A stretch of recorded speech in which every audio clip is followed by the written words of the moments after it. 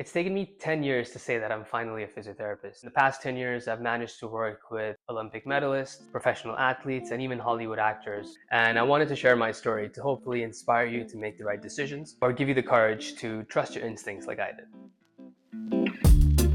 If we haven't met before, then hello, my name is Dion DeMello. I'm originally from Mississauga, Canada, and I'm currently living in sunny Manchester in the UK, working as a physiotherapist. I've been messing around on YouTube for a couple of years now, whether it was to try and turn my friend into a viral meme or just make travel videos. But then I created a video that was very unique and got me 1 million views. Hold on, I promise this is going to relate to physiotherapy. So I was doing my physiotherapy master's at the time, and I was finding it really difficult to focus. I was spending a lot of time at my laptop and at the library, but I wasn't really being productive while I was at my laptop. Because of my love for music, I thought maybe there would be like an audio clip that existed that would just help me focus a little bit better. So I started to just research different ways of helping keep focus, basically. Coincidentally, the Hube, aka Dr. Andrew Huberman, aka everybody's favorite wellness bro, or not favorite wellness bro, depending on when you're watching this and what cancel culture decides, had posted a podcast called Tools to Improve Your Focus and Concentration. In that podcast, he talked about an audio frequency of 40 hertz binaural beats that helps you maintain your focus and concentration. And he also linked a paper to a research article in the journal Nature that was published in 2020. So I gave that paper a read, and I was like, oh cool, this might be exactly what I'm looking for. I tried to search online for that type of audio clip on YouTube, Spotify, but I couldn't really find it. So I took it upon myself, got in my bag, searched up an online tone generator frequency thing, set the parameters to what the paper suggested, and voila, I became a YouTube millionaire. No, I'm kidding, I'm still pretty broke to be honest. But I don't even know if that online generator reliably gave me a frequency of 40 hertz binaural beats. Either ways, I found it really helpful to help me get through my master's because I use it all the time, so that's why I posted it online. And it seems to be helping a lot of people as well, so who am I to complain if it's a placebo, nocebo, or whatever? The reason I'm sharing this story is because it's a small example of how I've dealt with adversity and managed to get 1 million views on YouTube. And it's kind of how I've navigated my career in rehabilitation as well. When I was 18, I had a footballing injury, or as my fellow Canadians like to call it, a soccer injury, which resulted in me having to get surgery to reconstruct my ACL, take out my meniscus, and give me a tibial osteotomy, which is basically they fracture your bone, put a wedge in your shin bone to help realign the whole thing. Not very fun, very, very long rehab process. But this whole process kind of helped me decide that maybe this would be the right career for me. I've always had good interpersonal skills in terms of just being able to talk to people and stuff like that. But it still didn't really mean that I had the right aptitude or the right grades to get into university for physiotherapy. I was in high school at the time, so just to assess it for myself, I started to volunteer at the clinic that I was doing my rehabilitation at to see if it was the right fit for me. Throughout my rehab journey, despite being at the exact same clinic, I used to see different practitioners based on what my needs were at the time.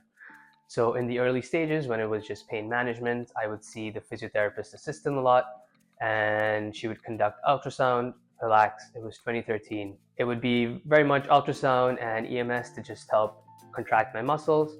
And here and there, I would see the massage therapist for recovery sessions because the fact that I was on crutches for 3 months as well. Intermittently, I'd see the physiotherapist that I was assigned to make sure the plan was going according to the way it was supposed to be going. He would review my exercises, see how I was doing them, and then either progress or regress them accordingly. And after I got to a certain stage in terms of my strength and capabilities, he sent me to an athletic therapist because I wanted to get back to playing football. So the athletic therapist helped me just get back to sprinting, change of direction stuff more specific to football basically.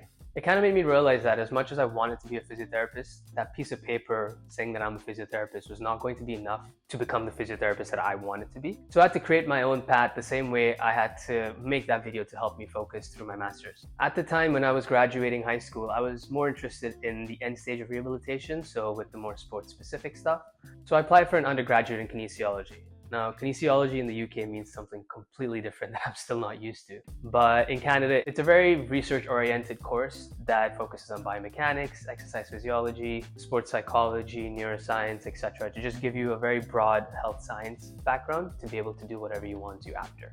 I somehow got accepted into McMaster University, which I'm still extremely grateful for to this day, because it gave me the hands-on experience to be extremely confident in the path that I wanted to take.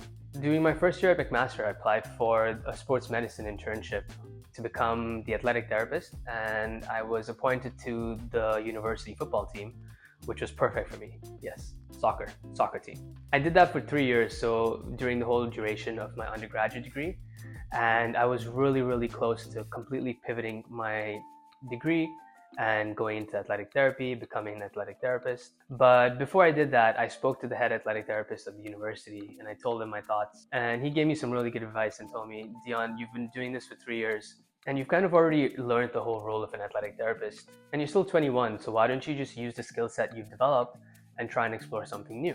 So that's what I did. I tried applying for a physiotherapy master's in Canada, but I didn't get in, which was really deflating.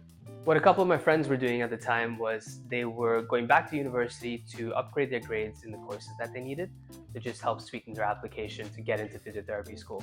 I didn't think that was the best thing for me to do, and I didn't think I was going to learn anything new, more importantly. So I sat down and reflected on different transferable skills that would benefit me as a physiotherapist. And after speaking with a couple mentors, I decided that I could develop my hands-on skills a little bit more. So I enrolled in a massage therapy diploma and told myself once I was a little bit more confident with my manual therapy skills, I would apply for physiotherapy school again.